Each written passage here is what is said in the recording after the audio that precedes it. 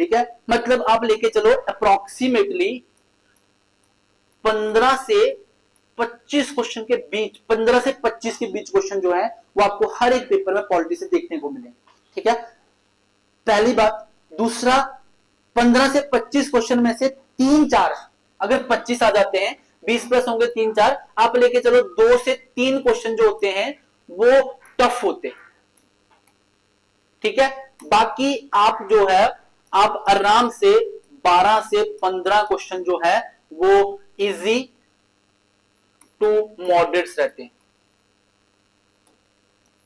जिनमें से आप जिन क्वेश्चंस को आराम से कर सकते हो। ठीक है, मतलब आपने पेपर खोला, कोशिश करो कि आप पहले पॉलिटी के क्वेश्चंस ढूंढ पाओ पेपर में कहां पे है। ठीक है, 4 सीरीज होती हैं, ए बी सी और डी। ठीक है ना, हर एक में अलग अलग क्वेश्चंस के मतलब कोई कहीं पे होता है, कोई कहीं पे होता है, तो कोशिश करो कि पहले पॉलिटी पे क्वेश्चंस जो है वो उनके पास जाओ। ऐसा रहेगा वहां पे कि अगर पॉलिटी के क्वेश्चन होंगे, मान के चलो अगर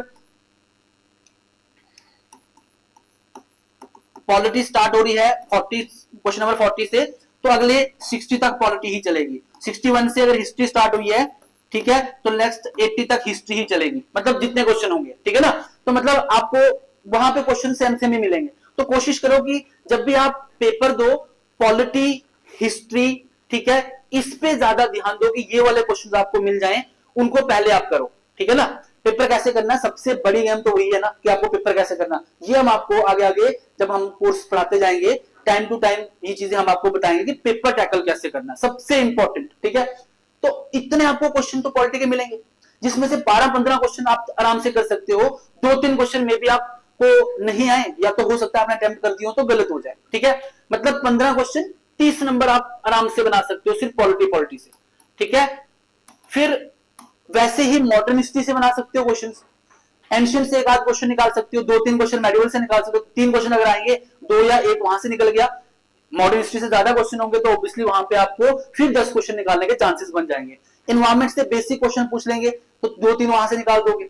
वैसे ही ज्योग्राफी से, वैसे ही आपका इकोनॉमी से, तो इजी वाले क्वेश्चन जो है, देखो यार हर एक पेपर में दैट इज ट्रू कि अगर 100 क्वेश्चन है ना पेपर में, ठीक है, 40 क्वेश्चन ऐसे होते ही होते हैं जिनको आप बहुत आराम से निकाल सकते हो। ठीक है, गलती ये है कि आप पेपर को पढ़ते कैसे हो, पेपर को टैकल कैसे करते हो, उन 40 में से भी गलत करके कैसे आते हो, ये गलती हमें पहले देखनी चाहिए कि हम गलती कहां करते हैं। ठीक है, कुछ चीजें रहती हैं कि जो आपको पेपर में जाके ध्यान में रखनी होती हैं, इनके बारे में हम कभी कभी बात करते रहेंगे। ठीक है, ओके, तो ये रहा कि पॉलिटी की इंपॉर्टेंस मुझे जहां तक लगता है बहुत ज्यादा होती है प्रीलिम्स पर्सपेक्टिव से। मेंस में भी आती है लेकिन प्री में तो बहुत ज्यादा।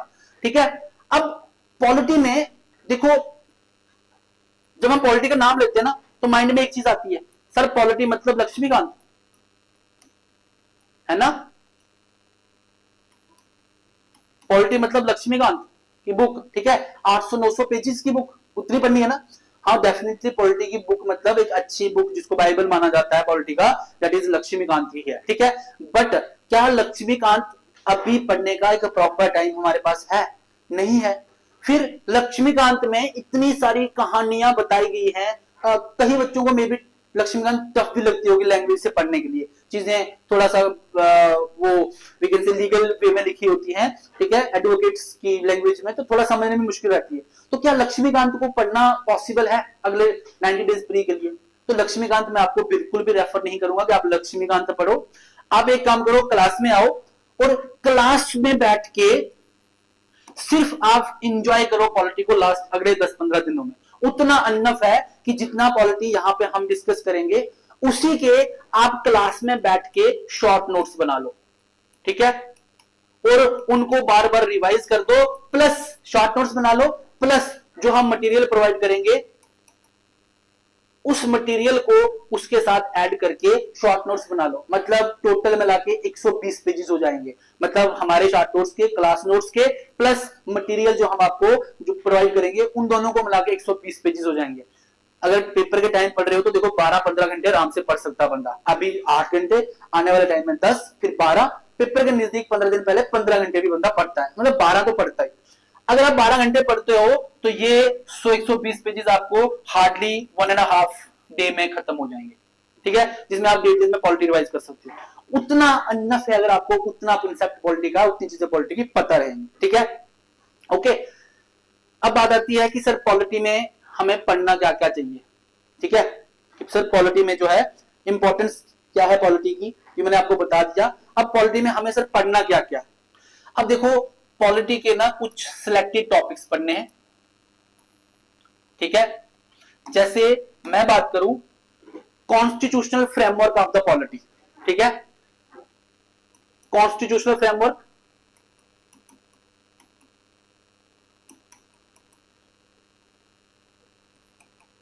पहला आपको कॉन्स्टिट्यूशनल फ्रेमवर्क मतलब हमारा कॉन्स्टिट्यूशन बना कैसे था, किसने बनाया था, कैसे बनाया था, बेसिक क्या क्या फीचर्स है हमारे कॉन्स्टिट्यूशन के अंदर, क्या क्या पॉइंट्स टॉपिक्स इसमें इंपॉर्टेंट है। जैसे मैं बात करूं प्रियम्बल इंपॉर्टेंट है, ठीक है।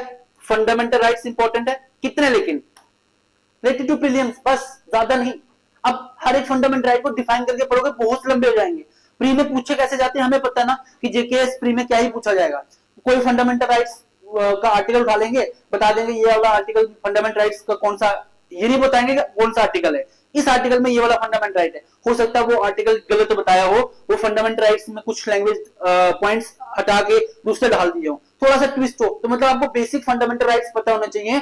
12 से 35 के बीच में, स्पेसिफिकली 14 से लेके 30 तक के बीच में क्या क्या चीजें लिखी हैं, ठीक है। जैसे डीपीएसपी, ठीक है, जैसे फंडामेंटल ड्यूटीज, ठीक है, जैसे इमरजेंसी प्रोविजन, ठीक है ना, ये वाले हो गए। तो कॉन्स्टिट्यूशनल फ्रेमवर्क में हम ये बेसिक चीजें डिस्कस करेंगे कि इतनी कि जितने हमारे एग्जाम के पर्सपेक्टिव से इंपॉर्टेंट हो, ठीक है। दूसरा दूसरा आ गया सेंट्रल गवर्नमेंट, सेंट्रल स्टेट, ठीक है, एंड लोकल गवर्नमेंट,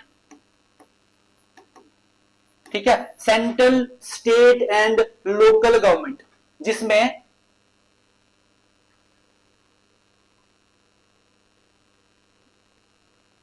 इंपॉर्टेंट क्या है, अगर सेंट्रल और स्टेट और लोकल गवर्नमेंट में आप देखो तो जैसे एक पार्लियामेंट इंपॉर्टेंट है, ठीक है, जैसे प्रेसिडेंट इंपॉर्टेंट है, ठीक है, जैसे high court supreme court important है, ठीक है, सुप्रीम कोर्ट इंपॉर्टेंट है ये। उसके बाद जैसे मैं बात करूं हाई कोर्ट इंपॉर्टेंट है, ठीक है। उसके बाद पंचायती राज इंपॉर्टेंट है, ठीक है। उसके बाद कोऑपरेटिव सोसाइटीज इंपॉर्टेंट है। ज्यादा नहीं, बस बेसिक थोड़ा पता होना चाहिए क्या कोऑपरेटिव सोसाइटीज मतलब कहां। सबसे पहला पॉइंट कोऑपरेटिव सोसाइटी अमेंडमेंट कौन सी है, आर्टिकल कौन सा है, अब कोऑपरेटिव सोसाइटी होती क्या, करती क्या, बस। पंचायती राज मतलब लास्ट ईयर भी पंचायती राज से क्वेश्चन आया हुआ था। पंचायती राज मतलब कि पंचायती राज में लास्ट क्वेश्चन आया कौन कौन सी कमिटीज रिलेटेड टू पीआरआई है, पंचायती राज इंस्टीट्यूशन है। अब इस बार हो सकता है कि क्वेश्चन पूछ रहे हैं पंचायती राज में से सपोज इलेक्शंस कैसे होते हैं, ठीक है। से सपोज पंचायती राज के किसी एक कमेटी की थीम पे है ना, अब उसको रिपीट करना है। जैसे थीम को रिपीट करेंगे तो हो सकता है कि किसी कमेटी की रिकमेंडेशन पूछ ले, बलवंत राय मेहता कमेटी की क्या रिकमेंडेशन थी, ठीक है ना, या किसी दूसरी कमेटी की जो है उसकी क्या रिकमेंडेशन थी, हल्का क्वेश्चन पूछ सकते हैं जितना हमें पता होना चाहिए, ठीक है। उसके बाद हम लोग डिस्कस करेंगे इंपॉर्टेंट जो है वो है constitutional and non constitutional bodies, ठीक है।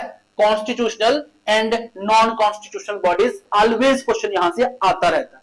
पहला क्वेश्चन ही बनता है कॉन्स्टिट्यूशन कौन कौन सी बॉडीज हैं, दूसरा नॉन कॉन्स्टिट्यूशनल बॉडीज कौन कौन सी हैं। अगर क्वेश्चन स्टेटमेंट में आए तो पहली स्टेटमेंट ही होगी finance commission is a constitutional body और नॉन कॉन्स्टिट्यूशनल बॉडी। तो ये आपको बेसिक क्वेश्चन है, ठीक है।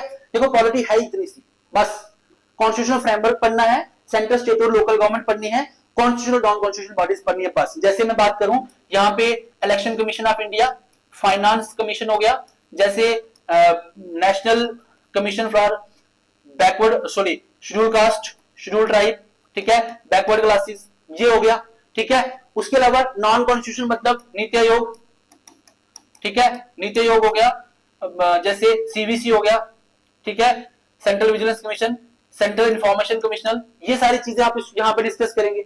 जैसे यहाँ पे हो गया अभी जीएसटी काउंसिल, न्यूज में भी है और इंपॉर्टेंट टॉपिक भी है। बस इतने सारे टॉपिक हमें अपने पॉलिटी में डिस्कस करने हैं, हमारा पॉलिटी हमारे पेपर के लिए तैयार रहेगा।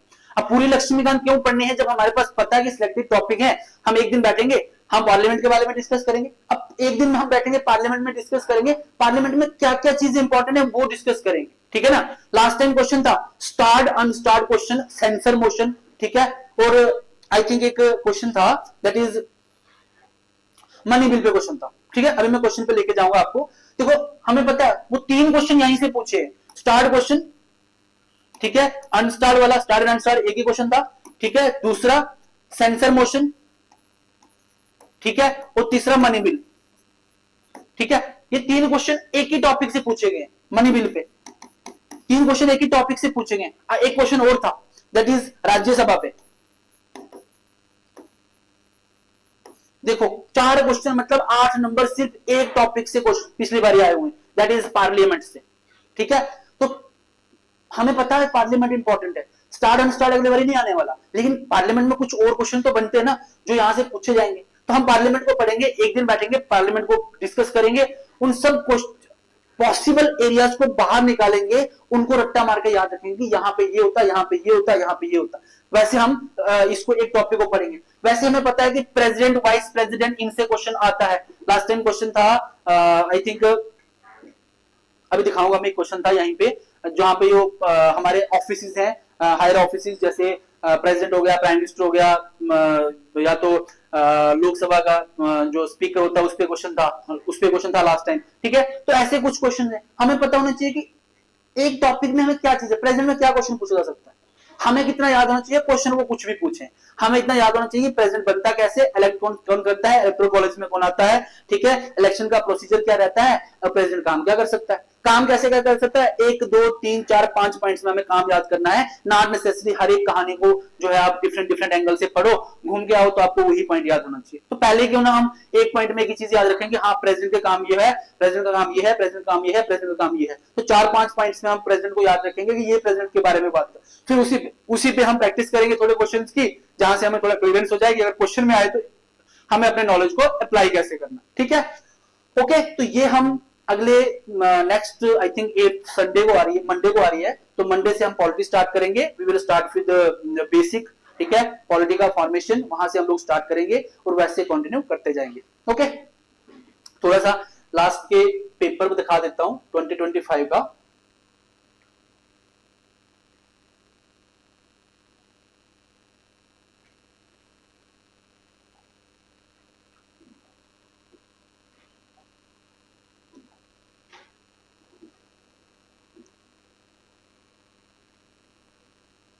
ये देखो, ये 2024 का पेपर है, फरवरी 2025 में, फरवरी में हुआ था, सबको पता है, ठीक है। ये उन्हीं की कॉपी है जो आफ्टर पेपर वो के बाद आंसर की में जो भेजते हैं, तो उसके साथ पेपर भी अटैच होता है। देखो ए सीरीज का पेपर था, ठीक है।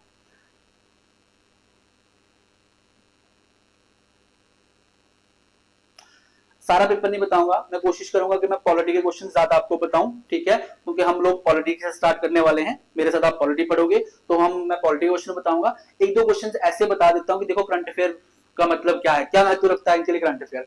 तो आप पहला ही क्वेश्चन देखोगे, फर्स्ट क्वेश्चन देखो आपको पहला क्वेश्चन पूछा गया था ओलंपिक्स 2024 से। 4 स्टेट है, कंट्रियां मतलब स्टेट मतलब कंट्रीज, ठीक है, और यहां पे 5 रैंक थे, ठीक है। आपको क्रोनोलॉजिकल ऑर्डर में डालना था कि सबसे पहले कौन था, 2 कौन था, 3 कौन था और 4 कौन था। मतलब करंट अफेयर के साथ सीधा खेला है आप लोगों ने, कि आपको बिल्कुल फैक्चुअल चीजें, करंट अफेयर कौन सा, जो करंट अफेयर आप मैगजीन में पढ़ोगे वहां पे कहीं मेंशन नहीं होगी ये चीजें, ठीक है। ये जीके है, जो डे टू डे आपको ये चीजें होती हैं कि वहां पे ये चीज हुई, तो यहां से करंट अफेयर आपसे क्वेश्चन पूछा गया होगा। अगला क्वेश्चन देख लो, ठीक है, ब्रिक्स से क्वेश्चन था, स्टेटमेंट भी अच्छी थी, ठीक है, ये क्वेश्चन अच्छा है। अगला क्वेश्चन देखो, arrange the general elections in following Asian countries in 2024 in the correct chronological order. मतलब 2024 में इन सारी कंट्रीज में जो है, that is Indonesia, India, Pakistan, Kuwait और जॉर्डन, इन सारी कंट्रीज में क्या हुआ है, 2024 में इलेक्शंस हुए थे, ठीक है। अब आपको ये बताना है कि पहले इलेक्शन किसके हुए थे, सेकंड नंबर पे किसके हुए थे और थर्ड नंबर पे किसके हुए थे। देखो बड़ा फैक्चुअल सा क्वेश्चन है, मैं इस क्वेश्चन को पेपर में देख के कभी भी अटेम्प्ट नहीं करूंगा, ठीक है। मैंने जब ये क्वेश्चन पढ़ा था मैंने भी प्री दिया था, ठीक है, और मैंने जब क्वेश्चन पढ़ा था पढ़ते ही क्वेश्चन को बस यहां तक पढ़ा था, नीचे कंट्रियां नहीं पढ़ी थी मैंने, ठीक है, मतलब सिर्फ यहां तक पढ़ा कि क्वेश्चन क्या पूछा है, ठीक है। मैंने ये भी नहीं देखा कंट्रियां कौन कौन सी थी, आई थिंक पहली बार यहां आपके सामने भी पढ़ रहा हूं, तो मैंने इसको क्रॉस मार दिया था कि ये क्वेश्चन मुझे नहीं करना। मे बी हो सकता है, मुझे पता था इंडिया के इलेक्शन हुए हैं कभी, ठीक है, हो सकता था पाकिस्तान के हुए थे, ये भी मुझे पता था, हो सकता था मैं इस क्वेश्चन को निकाल दूं, लेकिन चांसेस 70% ये थे कि ये मेरा क्वेश्चन गलत होता और नेगेटिव मार्क्स वाला था, ठीक है। और मुझे 100 क्वेश्चन नहीं करने थे, टू बी सीरियस, मुझे पता है कि कट ऑफ अराउंड ज्यादा चला जाएगा तो 80 उससे ऊपर नहीं जाने वाला था, ठीक है। तो मतलब ऐसे क्वेश्चन को मुझे अटेम्प्ट ही क्यों करना, तो ये क्वेश्चन छोड़ने वाला है, ठीक है। लेकिन स्टिल वो सारे लोग जिनको पता है कि हो सकता है उनका स्टैटिक भी वीक रह गया हो, ठीक है, वो क्वेश्चन को पेपर में मैनेज नहीं कर पाते, उनके लिए इंपॉर्टेंट भी है कि थोड़ा स्टैटिक पढ़ के चले जाओ, ठीक है ना। एटलीस्ट हो सकता है ऐसा कोई क्वेश्चन में भी ये रिपीट नहीं होने वाला, लेकिन अगली बारी कोई ऐसा क्वेश्चन आएगा तो आप उसको निकाल पाओ, ठीक है। नेक्स्ट देखो, अगेन टफ क्वेश्चन था, arrange the following international events held in the year 2024 in the correct chronological order. 2024 में इन सारे इवेंट्स को क्रोनोलॉजिकल ऑर्डर में डालो, पहले कौन सा हुआ, दूसरा, तीसरा, चौथा, फिर अगेन ऐसा क्वेश्चन है, बिल्कुल स्टैटिक जी के टाइप का क्वेश्चन, ठीक है। तो आपको ये चीज भी क्या करनी है, ऐसे क्वेश्चन को पहले पढ़ो। ये क्वेश्चन थोड़ा सा डूएबल था, रीजन बीइंग कि आप ये सारे ना वर्ल्ड बायोडाइवर्सिटी समिट ये सारे पढ़ के जाता है इंसान, क्लाइमेट समिट, ठीक है ना, वर्ल्ड क्लाइमेट समिट हो गया, ठीक है, फिर बायोडाइवर्सिटी समिट आ गया, न्यूयॉर्क में कब हुई थी, क्लाइमेट इवेंट समिट जो है वो डिफरेंट डिफरेंट में, ये आप इन्वायरमेंट में खास करके पढ़ते हो, ये डूएबल था फिर भी, लेकिन आप छोड़ सकते हैं ऐसे क्वेश्चन को। अगला देखो, ये वाला क्वेश्चन देखो, cancer moon shot, cancer moonshot initiative recently highlighted in news is launched by which of the following countries, ठीक है। अगेन देखो स्टैटिक टाइप का क्वेश्चन है, अब यूपीएससी यही क्वेश्चन पूछता तो वहां पे लिखता consider the following statement related to cancer moonshot initiative, ठीक है। पहले लिखता है मून शॉट इनिशिएटिव किसके लिए चलाया था, तो पहले स्टेटमेंट में होता है उसका मीनिंग, पर्पस, ठीक है, मीनिंग या पर्पस उसका, दूसरे में होता कि कौन कौन सी कंट्रीज थी, तीसरी स्टेटमेंट बनती, अगर वो तीसरी स्टेटमेंट बनाते तो पूछते कि इसकी क्या नीड क्या थी इसकी, ठीक है ना। ऐसी 3 स्टेटमेंट में यूपीएससी क्वेश्चन पूछता। अब स्टेट जेकेएस जो है वैसा क्वेश्चन नहीं पूछता है, इसलिए मैंने आपको पहले कहा था कि जब करंट अफेयर आप पढ़ते हो तो क्लियर रहो कि current affair is not related to UPSC, वो हमें स्टेट बीसीएस का करंट अफेयर की अप्रोच ही डिफरेंट रखनी है, ठीक है। तो उन्होंने सीधा पूछ दिया एक ही चीज, यूपीएससी की 3 स्टेटमेंटों में से एक पूछी है कि कौन कौन सी कंट्रीज हैं जिन्होंने इसको लॉन्च किया हुआ, ठीक है। अगला देखो, ये भी अगेन आईआईटी दिल्ली जो है उसने रिसेंटली अपना ओवरसीज कैंपस कहां पे खोला था, ठीक है, मस्कट में। तो ऐसे क्वेश्चन जो है आपको, ये देख लो सारे क्वेश्चंस करंट अफेयर से क्वेश्चन है, ये भी अगेन ये भी करंट अफेयर से क्वेश्चन है, ये मैंने सुना भी नहीं होगा कभी, किसी मूवी से क्वेश्चन उठाया होगा।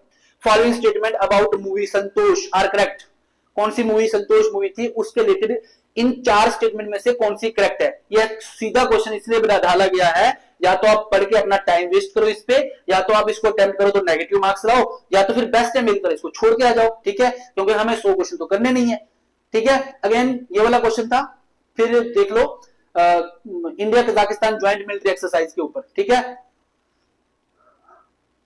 इसमें देखो ये 2 क्वेश्चन जो थे ना ये जम्मू कश्मीर से थे, ठीक है, मैं क्वेश्चंस को नहीं पढ़ने वाला, लेकिन आपको बता रहा हूं कि ये 2 क्वेश्चन जो है वो जेएंड के रिलेटेड क्वेश्चन थे, एक टूरिज्म पे क्वेश्चन था और एक क्वेश्चन जो था उन्होंने जेएंड के इलेक्शंस पे पूछा हुआ था, लेजिस्लेटिव असेंबली के जो रिसेंटली इलेक्शंस हुए थे उस पे पूछा हुआ था। थोड़ा सा मतलब कॉमन सेंस वाला क्वेश्चन था ये वाला, ज्यादा जरूरत नहीं थी आपको इसको पढ़ने की, कॉमन सेंस पे क्वेश्चन था। उसके बाद आप चले जाओ सारे देखो, अब हिस्ट्री स्टार्ट होती है, अब हम चलते सीधा पॉलिटी पे, करंट अफेयर खत्म हो गया, ठीक है। बाकी ये हिस्ट्री है,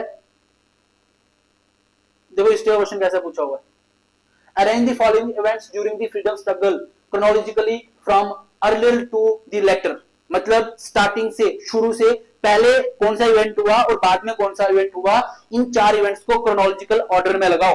क्वेश्चन समझ रहे हो, 3-4 क्वेश्चन मैंने ऐसे पढ़ चुका हूं अभी तक, ये थर्ड वन है जिसमें क्रोनोलॉजी पूछ रहे हैं वो लोग, ठीक है।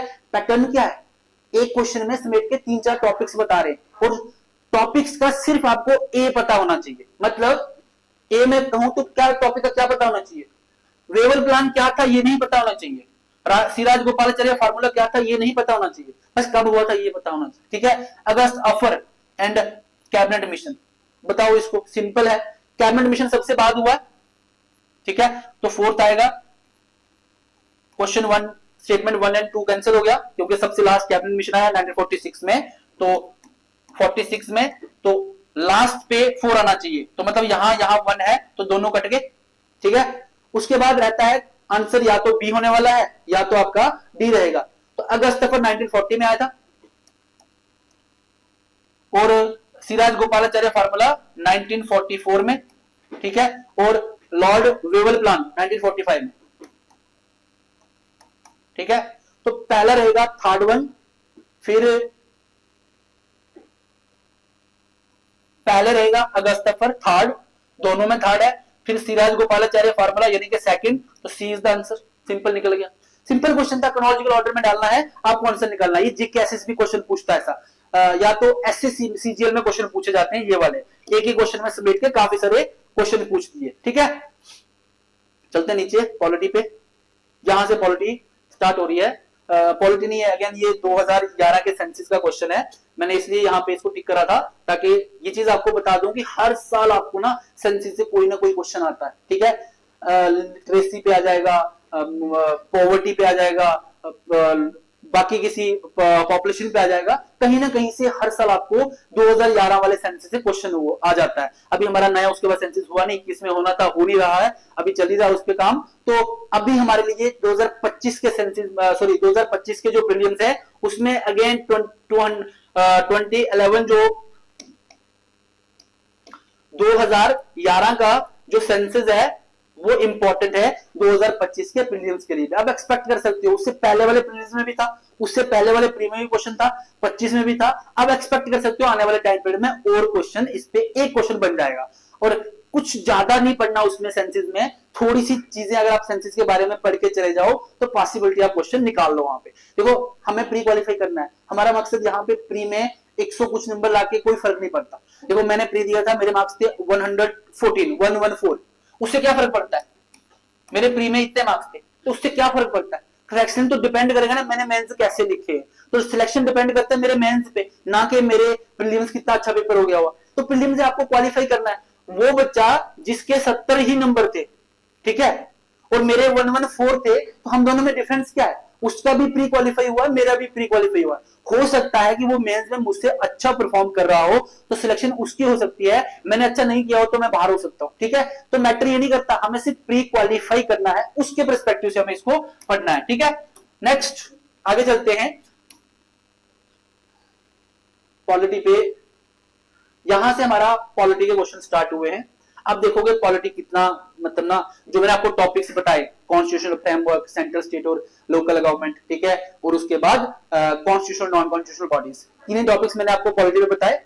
मैंने आपको पहले कह दिया कि सिर्फ 3 टॉपिक हमें पॉलिटी में पढ़ने हैं, एक कॉन्स्टिट्यूशनल फ्रेमवर्क, ठीक है, एक सेंट्रल स्टेट और लोकल गवर्नमेंट्स, और तीसरा constitutional and non constitutional bodies. यही 3 टॉपिक्स पढ़ने ना, मैं लेके जा रहा हूं क्वेश्चन पे, 20 क्वेश्चन होंगे, इन्हीं टॉपिक्स में सारे कवर हो जाएंगे। ठीक है, पहला क्वेश्चन, क्वेश्चन नंबर 40 देखो, 45, करेक्ट सीक्वेंस, वही क्रोनोलॉजिकल ऑर्डर एक ही बात है, करेक्ट सीक्वेंस। फोर्थ क्वेश्चन, आपका माइंड सेट ऐसा होना चाहिए कि मुझे पेपर में ऐसे क्वेश्चन मिलेंगे। ठीक है, पहले इजी क्वेश्चन सॉल्व करके जाओगे, प्रैक्टिस करके जाओगे, वहां ऐसे क्वेश्चन आ गए तो कंफ्यूज हो जाओगे। कोशिश करो कि आपको पता है पेपर में ऐसे क्वेश्चन आते हैं। Correct sequence of the words mentioned in the preamble of Indian constitution, मतलब the question is related to preamble. ठीक है, कॉन्स्टिट्यूशनल फ्रेमवर्क में आएगा ये, क्लियर। अब इनमें से आपको बताना है कि करेक्ट क्रोनोलॉजिकल ऑर्डर क्या है, सीक्वेंस क्या है, पहले वहां पे प्रीएम्बल में कौन सा वर्ड मेंशन है, फिर कौन सा, फिर कौन सा, फिर कौन सा। ठीक है, इन्होंने क्या किया हुआ है, ज्यादातर आपको आप देखोगे जो प्रीएम्बल है, प्रीएम्बल में क्वेश्चन आता है सेकुलर, सोशलिस्ट, पहले है sovereign, socialist, secular, then democratic और रिपब्लिक। इन 5 वर्ड्स को सीक्वेंस देते थे। एक बार ऐसे क्वेश्चन पूछा गया पहले भी ये, उसमें इन 5 वर्ड्स की सीक्वेंस बताई थी। अब इन्होंने क्या किया, वहां से नीचे justice, liberty, equality and fraternity and unity and integrity, उन सब को उन्होंने इकट्ठा करके क्वेश्चन बना दिया। तो पहला हमें पता है कि क्वेश्चन है सॉवरन, तो सॉवरन पूरी कहानी में नहीं है, खत्म हो गया। फिर सोशलिस्ट है, तो पूरी कहानी में सोशलिस्ट नहीं है, तो वो भी नहीं आएगा, ठीक है। फिर है सेकुलर, यानी कि first one is sovereign, socialist और फिर सेकुलर। तीसरा वर्ड आता है सेकुलर। अब सॉवरन और सोशलिस्ट क्वेश्चन में नहीं है तो खत्म हो गए। फिर आया सेकुलर, तो सबसे पहले सेकुलर कहां पे है, यहां और यहां। अब क्वेश्चन बी और सी कैंसिल हो गए क्योंकि ये आंसर हो ही नहीं सकते हमारे, ठीक है। इतना भी पता होगा, आगे नहीं पता होगा ना। अब क्या करोगे आप, या तो ए लगाओगे या तो डी लगाओगे। चांसेस ये हैं या तो गलत होगा या तो ठीक होगा। 50%, 50-50 है। अगर चारों नहीं पता होते, तुक्का मारते, तो क्या होता, 25%, 1/4 हो जाता कि आपका प्रोबेबिलिटी 1/4 हो जाती, ठीक है ना। एक चौथाई कि आपका ठीक होगा, 75% चांसेस कि क्वेश्चन गलत होगा, ठीक है। अब आप 50-50 कर रहे हो।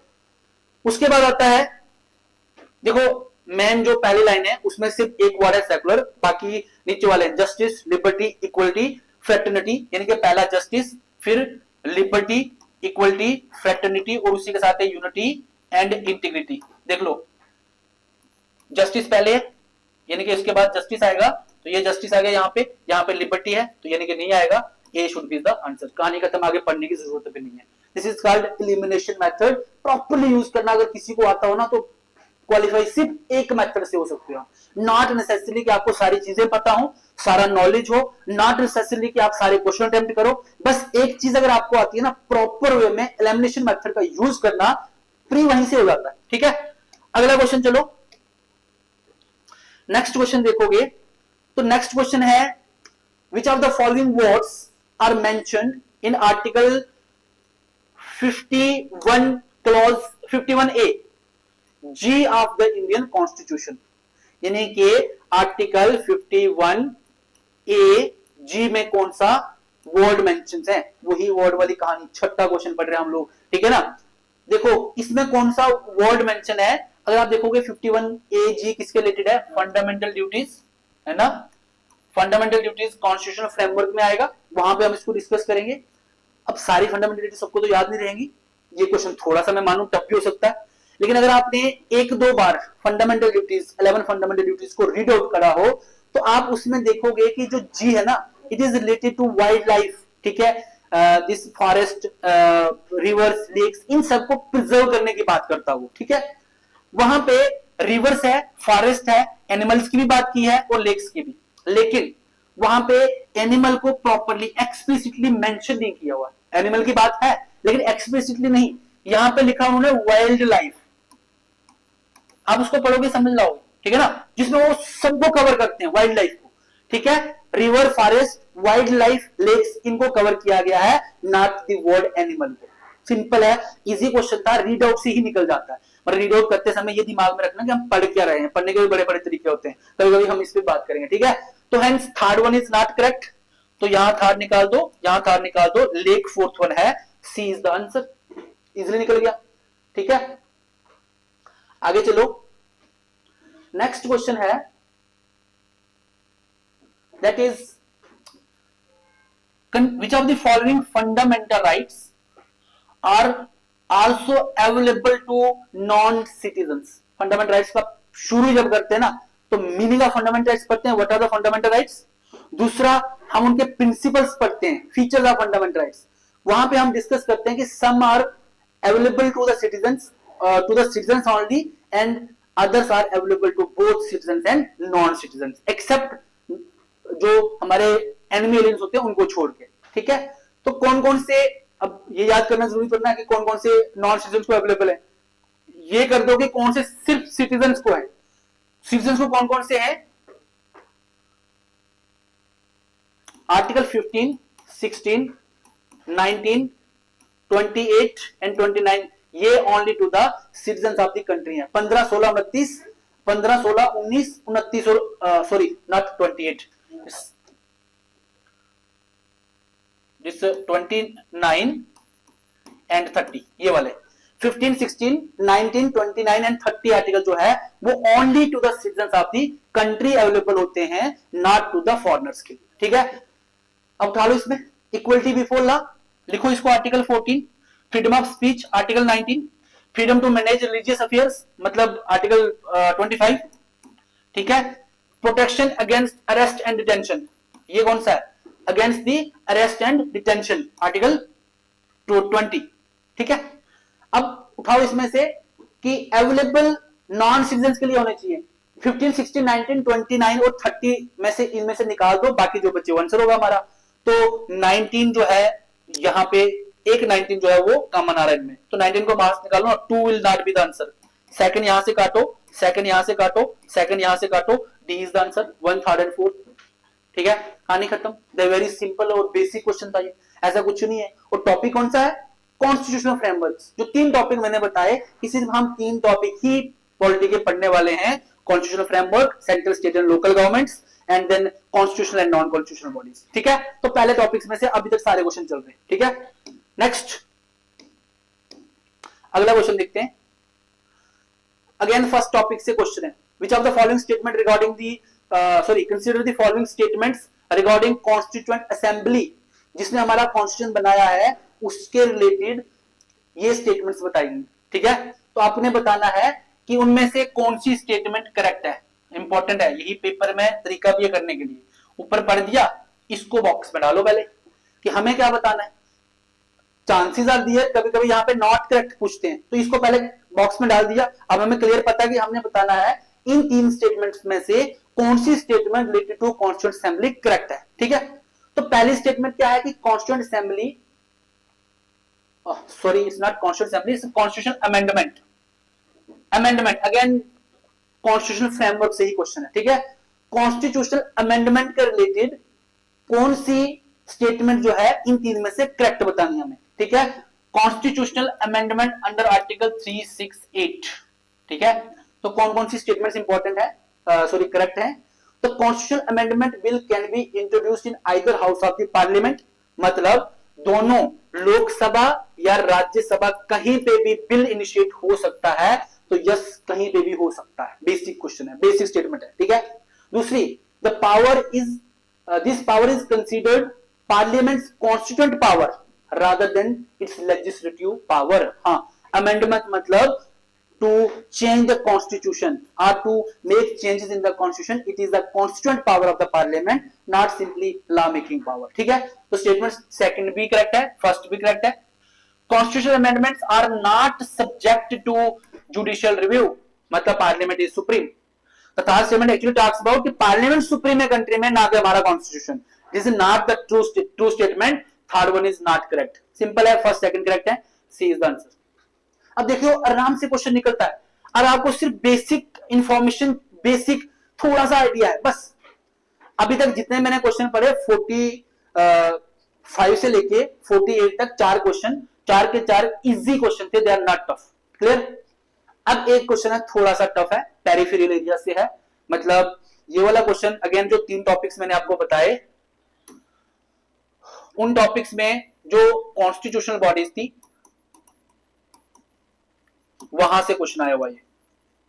कहां से, इलेक्शन कमीशन ऑफ इंडिया से, ठीक है। कॉन्स्टिट्यूशनल बॉडीज के इलेक्शन कमीशन ऑफ इंडिया से क्वेश्चन आया हुआ है।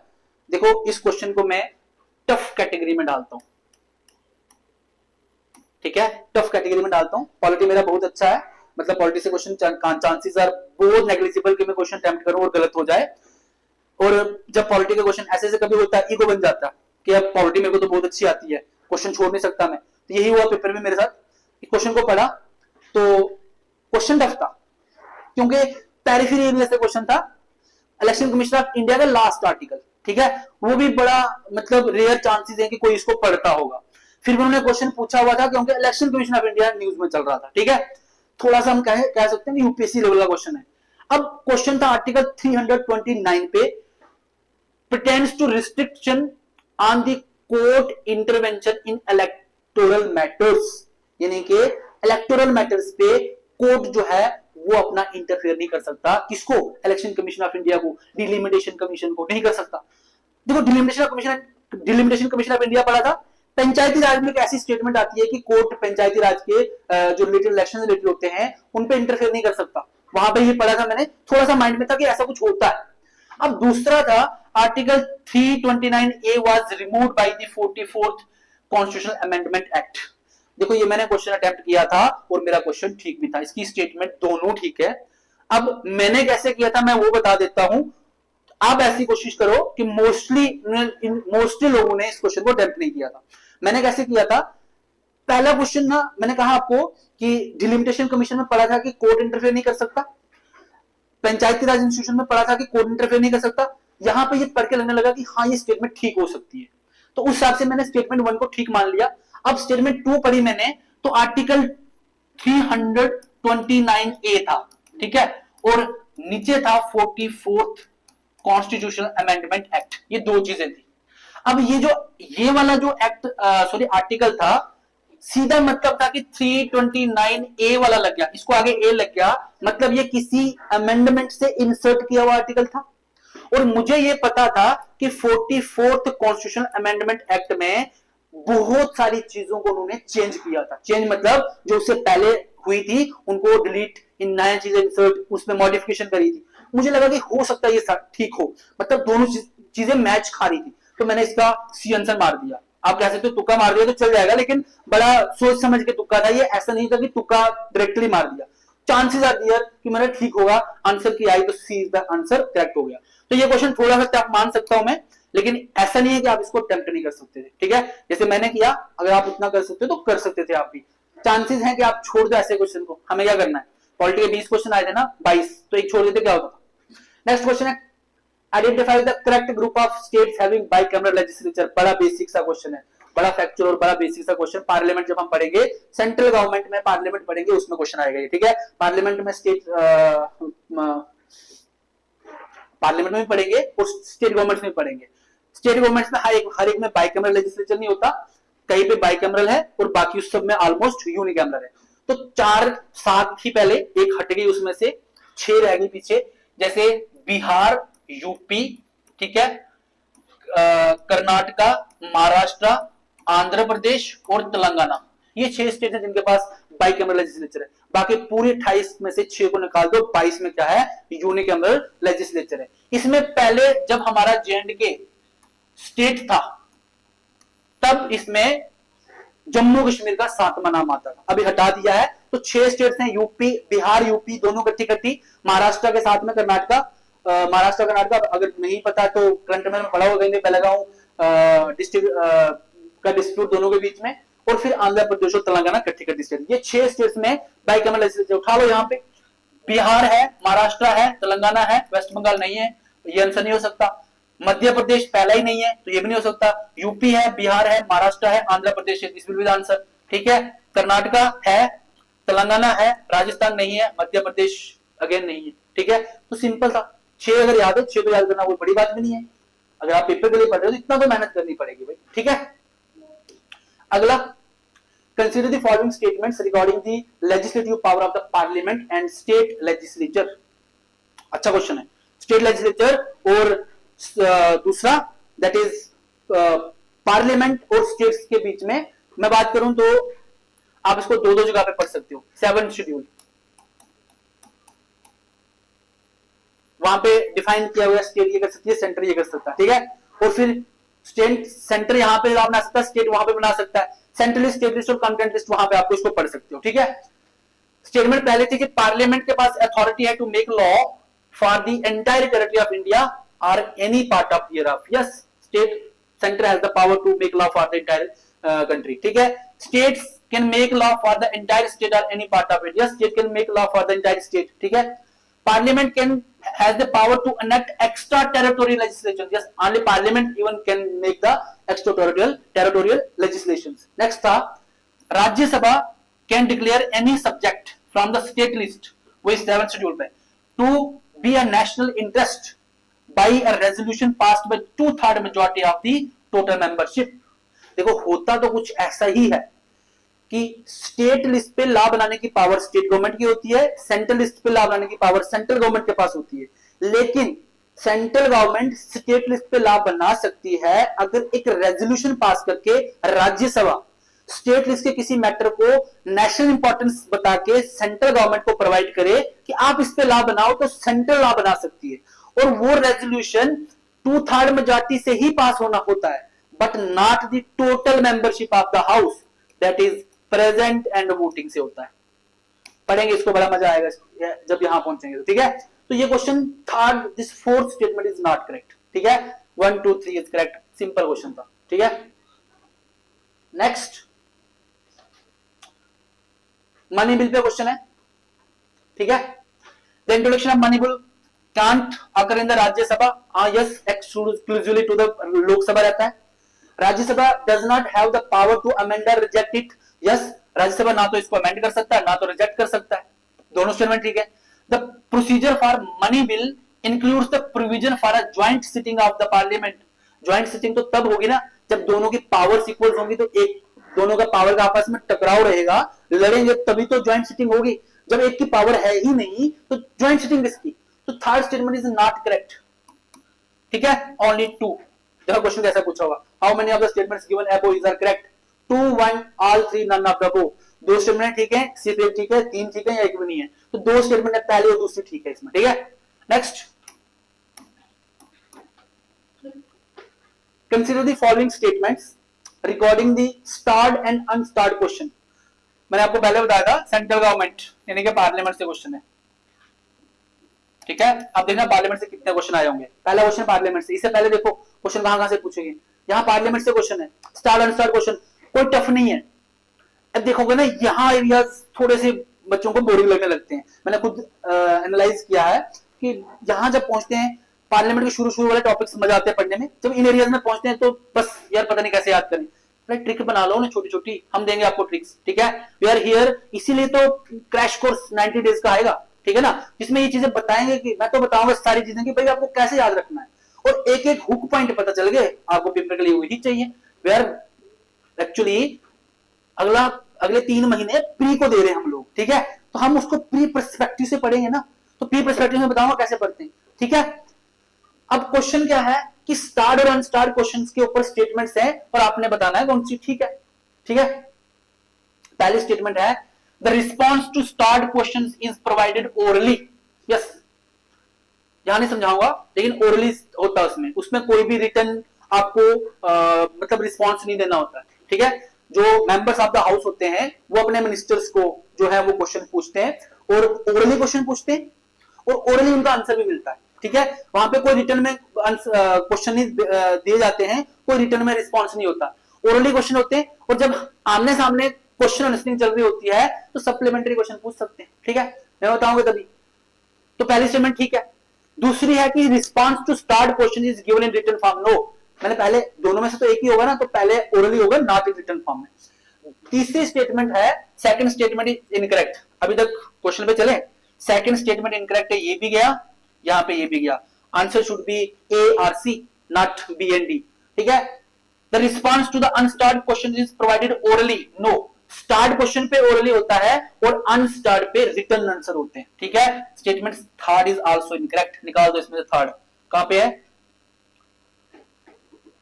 थर्ड? तो पहले थी ही नहीं उसमें ना, फर्स्ट में और ना ही सॉरी सी में है, ये कर दी यहां से, A should be the answer, हो गया।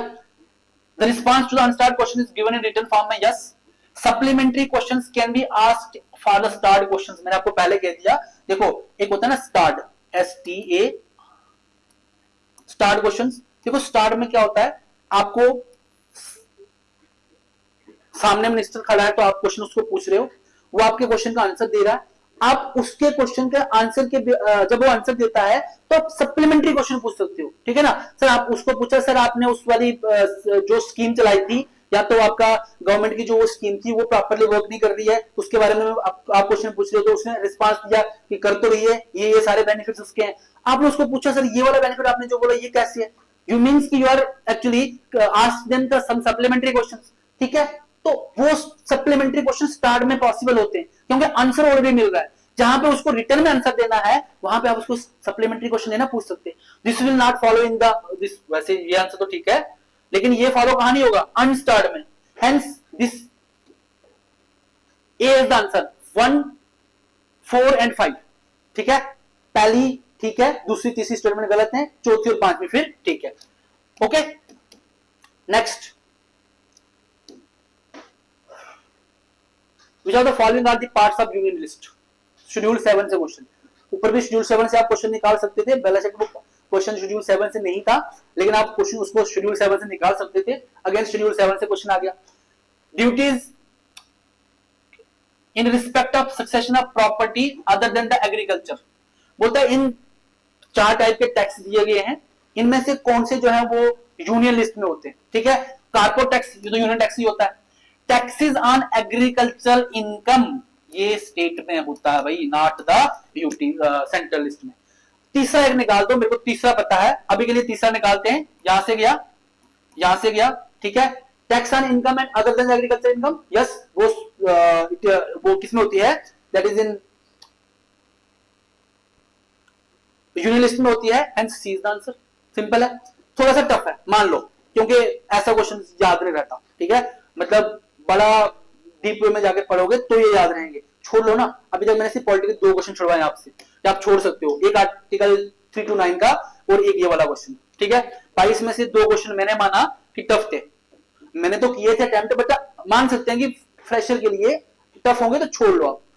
दूसरा नेक्स्ट क्वेश्चन है, 6th schedule of the Indian constitution statement उसके रिलेटेड कौन सी करेक्ट है। पहला है, it has special provision for the administration of tribal areas in the 4 north eastern states, Assam, Meghalaya, Tripura और मिजोरम। इट इज मणिपुर दिया उन्होंने, जबकि ये मिजोरम है। बस ये क्वेश्चन हमेशा आता भी है 6 शेड्यूल पे, स्टेट पे क्वेश्चन होता है, ए एम टी एम करके याद किया सबने, ये लास्ट वाला एम मणिपुर होता है, मिजोरम है ना के मणिपुर है, ठीक है। असम, मेघालय दोनों कठी स्टेट है, त्रिपुरा और फिर मिजोरम साउथ वाली, मतलब नॉर्थ ईस्ट के सदर्न डायरेक्शन में जो 4 स्टेट्स पाई जाती हैं, मिजोरम, त्रिपुरा, मेघालय और उसके साथ में असम, ऊपर वाली नहीं है, तो इसमें इन्होंने मणिपुर डाल दिया, यहां से कैंसिल हो गया। The tribal areas in these states are governed as the autonomous district, यही उनका एक शेड्यूल में रहने का फायदा भी है। सेकंड स्टेटमेंट इज करेक्ट, ठीक है। Next, which of the following parliamentary committee is jointly elected by both houses of the parliament। वैसे थोड़ा सा मॉडरेट लेवल का क्वेश्चन है, क्यों मॉडरेट है, बिकॉज इसमें ये जो बिजनेस एडवाइजरी कमेटी का नाम है, estimate committee, public understanding committee of privileges, ये कमेटियां जो है ना बाकी कोई नहीं पढ़ता, 3 कमेटियां हम पढ़ते हैं, public understanding committees, estimate committee और एक और कमेटी है, वो 3 हम पढ़ते हैं, ठीक है। उन 3 कमेटीज में से जो पब्लिक अंडरटेकिंग कमेटी है उसमें लोकसभा और राज्यसभा दोनों हाउसेज के मेंबर होते हैं, ठीक है, उसमें दोनों हाउसेज के मेंबर होते हैं। और यहां पे भी क्वेश्चन पूछा गया कि दोनों हाउसेज के मेंबर कौन सी कमेटी में होते हैं। अब बाकी के बारे में नहीं पता, लेकिन टफ में इसलिए बोल रहा हूं, थोड़ा सा मॉडरेट, क्योंकि इन कमेटीज के बारे में हम पढ़ते भी नहीं है, मैं पढ़ाऊंगा, मैं भी नहीं पढ़ाऊंगा अभी आने वाले टाइम में, ठीक है। बस ऐसा थोड़ा सा कि इस कमेटी का मतलब ये होता है, इसलिए पर्पज इसका, लेकिन फॉर्मेशन नहीं बताएंगे। तो इसका आंसर निकालना इजी था, क्योंकि पहली 3 कमेटियां इंपॉर्टेंट है, उनमें से ये वाली कमेटी में लोकसभा राज्यसभा दोनों हाउसेज के मेंबर्स होते हैं, ठीक है। नेक्स्ट क्वेश्चन है, कंसीडर द फॉलोइंग फंक्शनरीज, और उनका करेक्ट सीक्वेंस बताना है in the order of precedence, ठीक है। तो election commission of India, speaker of the Lok Sabha, जजेस of the supreme court, not chief justice of supreme court, जजेस of the supreme court, attorney general of India. तो पहले number पे होता है स्पीकर, ठीक है, दूसरे नंबर पे होता है जजेस ऑफ द सुप्रीम कोर्ट, दूसरा, तीसरे पे इलेक्शन कमीशन ऑफ इंडिया, चौथे पे अटॉर्नी जनरल ऑफ इंडिया। तो कर लो सेकंड थर्ड, कहां पे second third, A is answer, ठीक है। ऑर्डर ऑफ प्रेसिडेंस पे मोस्टली एवरी ईयर क्वेश्चन आता है, एक क्वेश्चन मैं अभी बता रहा हूं, ऑर्डर ऑफ प्रेसिडेंस पे एवरी ईयर मोस्टली क्वेश्चन आता है, मतलब पिछले 2 सालों में हर एक पेपर में मिलेगा आपको। तो कोशिश करो ना, ऑर्डर ऑफ प्रेसिडेंस को याद ही कर लो, कम से कम पहले 10-12 कर दो, ठीक है, 10 तक याद कर दो, इतने काफी है, यहीं से क्वेश्चन आएगा, आगे पीछे करके निकाल दोगे, ठीक है। ये हो गया। नेक्स्ट चलते हैं, member of the who among the following are the members of the drafting committee of constituent assembly. Drafting committee of constituent assembly में से इनमें से कौन कौन से मेंबर्स थे। तो B R Ambedkar obviously chairman था, आलादी कृष्णा स्वामी अय्यर ये भी उसके पार्ट थे, के एम मुंशी ये भी उसके पार्ट थे, J B Kripalani, no J B Kripalani उसका पार्ट नहीं था। तो 4th is not correct, 1 2 3 is the correct B answer, simple था, ठीक है।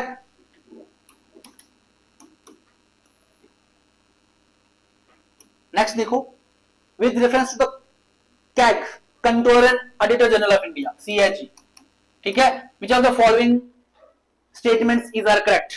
अच्छा क्वेश्चन था, ठीक है, क्योंकि कैग पढ़ना होता सब हर बार पता होता कि पेपर में क्वेश्चन आने के चांसेस इसमें है। तो क्वेश्चन क्या है, head of the Indian audit and accounts department, obviously head of the Indian audit and accounts department का हेड होता है, ठीक है। उसके बाद है he hold office for a period of 5 years, ठीक है, 5 साल के लिए, और up to the age of 65 years whichever is earlier, ये स्टेटमेंट, ठीक है। पहले ठीक है, दूसरी को रहने दो, अभी नहीं पता, देखते आगे। वैसे पता है मेरे को, बताता हूं। ही और she sorry his or her duty is to uphold the constitution of India, constitution of India को uphold करना in the matter of what, laws of the parliament in the field of financial administration, that is the purpose of the CAG, that is why CAG has been built, ठीक है। the office of CAG has been formed, ठीक है। तो first and third statement है क्या, पहले और तीसरी है किसी में, हाँ है, लेकिन फर्स्ट सेकंड और थर्ड स्टेटमेंट भी है, एक्सक्लेमेशन मेथड यूज नहीं चलेगा। ये वाली स्टेटमेंट आपको क्लियरली पता होनी चाहिए। कैग का टेन्योर ऐसे 5 साल गवर्नमेंट का टेन्योर होता है, ठीक है, लेकिन कुछ ऐसे ऑफिस हैं जिनका टेन्योर 1 साल ज्यादा रखा गया है, ठीक है, जैसे इलेक्शन कमीशन ऑफ इंडिया का टेन्योर 6 साल का है, कैग का टेन्योर 6 साल का है, तो ये 5 का ना करके बल्कि 6 इयर्स का टेन्योर होता है, ठीक है। तो स्टेटमेंट 1 एंड 3 ही करेक्ट होता है इसका, क्लियर। नेक्स्ट, ये वाला क्वेश्चन बड़ा कंट्रोवर्शियल भी रह गया था बाद में, ठीक है, कंट्रोवर्शियल इसलिए मैं बताऊंगा अभी। क्वेश्चन था कि how many of the above committees is are related to the panchayati raj system, इनमें से कौन कौन सी कमेटी जो है वो पंचायती राज सिस्टम के रिलेटेड है, ठीक है। तो पहली कमेटी थी बलवंत राय मेहता कमेटी, पता है सबको, अशोक मेहता कमेटी ये भी थी, एल.एन. सिंघवी कमेटी ये भी थी। अब बात आती है चौथी संथानाम कमेटी। देखो इसका आंसर सी था जब उनका पहली की आई, ठीक है, और जब की चेंज की तो उसका उन्होंने आंसर कर दिया डी, मतलब ऑल 4, ठीक है। पहले सी था, काफी सारे बच्चों ने कोशिश की, मतलब रिप्रेजेंटेशन डाली कि सर संथानाम कमेटी ने भी बात की रिलेटेड टू पंचायती राज, ठीक है। तो पीएससी ने उसको चेक किया, पीएससी ने पढ़ा, और पीएससी के जो कमीशन का जो उन्होंने एक्सपर्ट कमेटी बनाई थी उन्होंने उसका आंसर चेंज करके डी कर दिया। लेकिन मैं मानता हूं कि इसका आंसर जब उन्होंने डी किया तो इनकरेक्ट हो गया। पहले इसका आंसर सी जो था वो करेक्ट था। पहली 3 कमेटियां तो हमें पता है कि ये पंचायती राज इंस्टीट्यूशन के रिलेटेड बनाई गई थी, लेकिन जो संथानम कमेटी है ना, this committee is not actually related to panchayati raj institution, ठीक है। ये कमेटी बनाई गई थी करप्शन के रिलेटेड इंडिया में। किसके रिलेटेड? करप्शन के रिलेटेड। अब इसको करप्शन के रिलेटेड इसने अपनी जो रिकमेंडेशन दी थी, उस रिकमेंडेशन के आप उसकी रिकमेंडेशन की पूरी कॉपी लाओगे ना, 105-6 पेजेस पे पढ़ना कभी, वहां पे उन्होंने लिखा हुआ है कि पंचायती राज इंस्टीट्यूशंस में से करप्शन को खत्म करने के लिए जो मेंबर ऑफ पीआरआई है उनको क्या क्या करना चाहिए। तो उसके रिलेटेड उन्होंने सिर्फ एक बात बोली है करप्शन को हटाने के लिए। तो this committee is not formed for the purpose of making a change or making something giving some amendment of upholding the panchayat raj institution के पर्पस के लिए नहीं बनाई थी, but it is related to corruption, hence the fourth is not correct, ठीक है। तो ये चौथी वाली करेक्ट नहीं थी, स्टिल पहले उसका आंसर भी ठीक था, बाद में उन्होंने आंसर चेंज करके डी कर दिया, ठीक है। नेक्स्ट स्टेटमेंट क्वेश्चन देखो, नेक्स्ट क्वेश्चन है which of the following expenditures are listed as the expenditure charged upon the consolidated fund of India. इनमें से कौन सा एक्सपेंडिचर ऐसा है जो चार्ज एक्सपेंडिचर है? पार्लियामेंट का क्वेश्चन है, मतलब जो सेंट्रल गवर्नमेंट में, मैंने आपको बताया पार्लियामेंट हम पढ़ेंगे, वहां से क्वेश्चन पूछा हुआ है। पार्लियामेंट में मेंशन है कि एक्सपेंडिचर जो होते हैं, कुछ चार्ज एक्सपेंडिचर होते हैं, कुछ मेड एक्सपेंडिचर होते हैं। चार्ज मतलब जिनके लिए आपको पार्लियामेंट से बिल पास करवाने की जरूरत नहीं पड़ती, सिंपली मैं बता दूं, ठीक है। बाकी हम डिस्कस करेंगे कैसे कैसे। अब इनमें से कौन कौन सा है, थोड़ा सा टफ क्वेश्चन है लेकिन बहुत इजीली निकल भी जाएगा। Salaries allowances of the speaker of Lok Sabha, ठीक है। Salaries allowances of chairman of Rajya Sabha, ये भी होती है। सैलरीज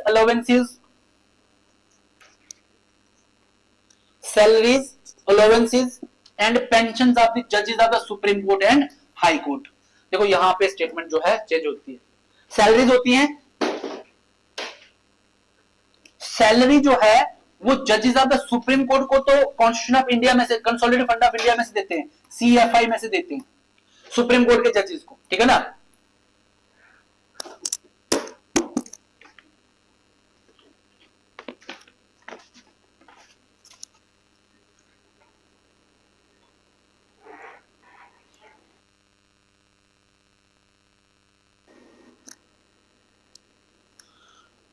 जो सुप्रीम कोर्ट के जजेस हैं उनकी सैलरी तो कहां से आती है, उनकी सैलरी तो CFI में से निकलती है, लेकिन जो हाई कोर्ट के जजेस हैं उनकी salary consolidated fund of state में से आती है, ना कि इन कंसोलिडेटेड फंड ऑफ इंडिया में से। Hence third statement is incorrect. तो निकालो थर्ड को, यहां पे भी थर्ड है, निकालो थर्ड को, यहां पे भी थर्ड है, निकालो थर्ड को, यहां पे भी थर्ड है।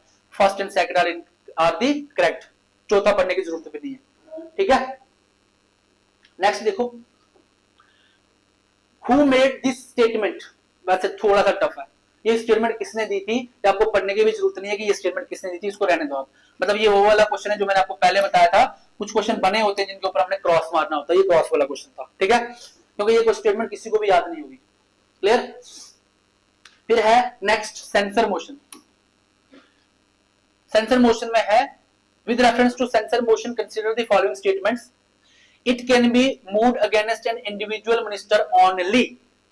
सिर्फ एक इंडिविजुअल मिनिस्टर के खिलाफ आप सेंसर मोशन चला सकते हो, नो, इंडिविजुअल मिनिस्टर के खिलाफ भी चला, आप इसको स्टार्ट कर सकते हो, इनिशिएट कर सकते हो, और प्लस पूरे हाउस के अगेंस्ट भी। तो स्टेटमेंट 1 इज इनकरेक्ट, ठीक है।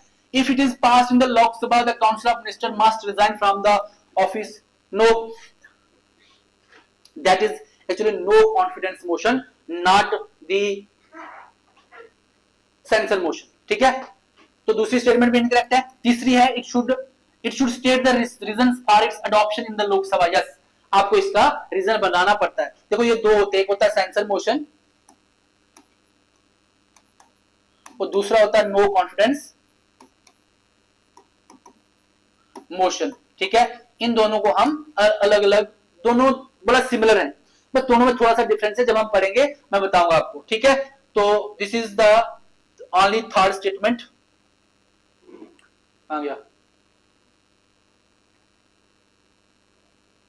it should state the reason for its adoption in the Lok Sabha, हाँ, D is the answer, only third, ठीक है। नेक्स्ट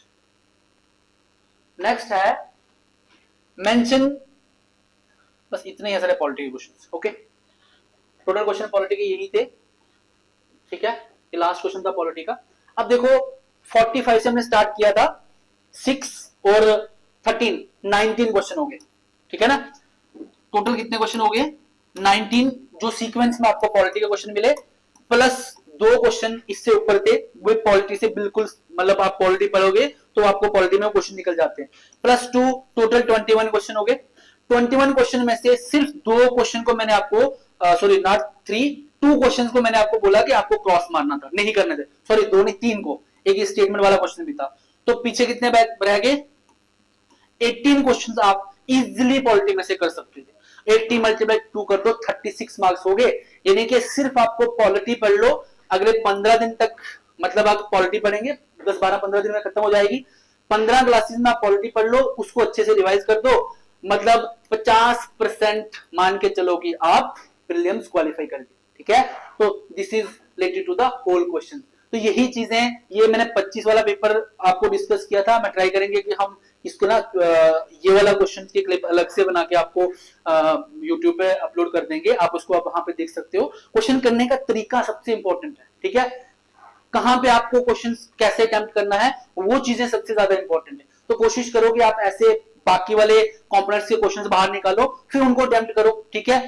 तो एक वीडियो में आगे मैं कोशिश करूंगा कि 21 के, 22 के, 23 के, 3 साल के अलग अलग पॉलिटी का क्वेश्चन जो है मैं ऐसे आपको बता के निकाल के बाहर निकालूं, बताऊं कि देखो एरियाज क्या रहते हैं, ठीक है। तो 3 टॉपिक मेरा मानना है कि 3 टॉपिक हमने पॉलिटी में पढ़ने हैं, वही 3 टॉपिक अनफ है, उनमें से सिलेक्टेड चीजें पढ़नी है और हर एक चीज को प्रिसाइज वे में पढ़ना है, नॉट नेसेसरी कि इलेक्शन कमीशन ऑफ इंडिया पढ़ने लग गए, सारी कहानी याद रख दी और बाद में छोटी सी चीज जो इंपॉर्टेंट थी शुरू शुरू में ये पढ़नी थी वही भूल गए पेपर में, वही नहीं निकाल पाए। तो बड़ा प्रिसाइज वे में 25 पेजेस पे पॉलिटी आपकी कंप्लीट होनी चाहिए। बस मेरा यही मानना है कि 20-25 पेजेस पे शॉर्ट नोट्स में पॉलिटी तैयार, पेपर से पहले रिवाइज करके साथ में चले जाओ, प्रैक्टिस करके पॉलिटी खत्म। Okay, thank you. मिलते हैं मंडे से। आप लोग ज्वाइन करो, 2-3 क्लासेस लगाओ एज अ डेमो क्लासेस। आप देखो कि आपको क्या मतलब समझ आ रहा है, ठीक है, ऑब्वियसली समझ आएगा, ठीक है। तो आप देखो, आपको फील हो रहा है कि क्या कुछ नई चीजें मिल रही है पढ़ने के लिए, रिवाइज हो रहा है, सबके लिए इंपॉर्टेंट है। देखो कुछ बच्चे ऐसे होंगे जो टोटल फ्रेशर बच्चे होंगे, ठीक है, उनके लिए भी ये चीज इंपॉर्टेंट है क्योंकि उनका सिलेबस अभी रहता है, ठीक है, और सिलेबस में उनको नहीं पता कैसे कैसे पढ़ना है, तो लास्ट के अभी 90 डेज में हम उनको कंप्लीट सिलेबस करवा देंगे, उनके लिए इंपॉर्टेंट है। ऐसे बच्चे जो 2-3 साल से पढ़ रहे हैं लेकिन वो प्री से डरते, उनका प्री नहीं हो रहा है, उनके लिए भी इंपॉर्टेंट है क्योंकि उनके लिए ये प्रीलियम्स इंपॉर्टेंट, इसलिए इंपॉर्टेंट 90 डेज क्योंकि उनको पता है कि प्री पर्सपेक्टिव से कैसे पढ़ने, ठीक है ना, बहुत इंपॉर्टेंट होता है। कुछ बच्चे बहुत अच्छे प्रिपेयर होते हैं मेंस को लेके, उनको पता है कि मेंस आएगा तो हम बाहर देंगे, लेकिन प्री में बैठते हैं बाहर, ठीक है, तो उनके लिए भी इंपॉर्टेंट है। जो लोग बच्चे पढ़ रहे हैं उनको पता है कि प्री नहीं हो रहा है, कहां गलतियां रह रही हैं, क्या स्ट्रेटेजी चाहिए होती है, पेपर को कैसे मैनेज करें, वो सारी चीजें, यही कोशिश होगी कि अगले 90 दिनों में आपको ये चीजें करवाई जाए। Okay, thank you.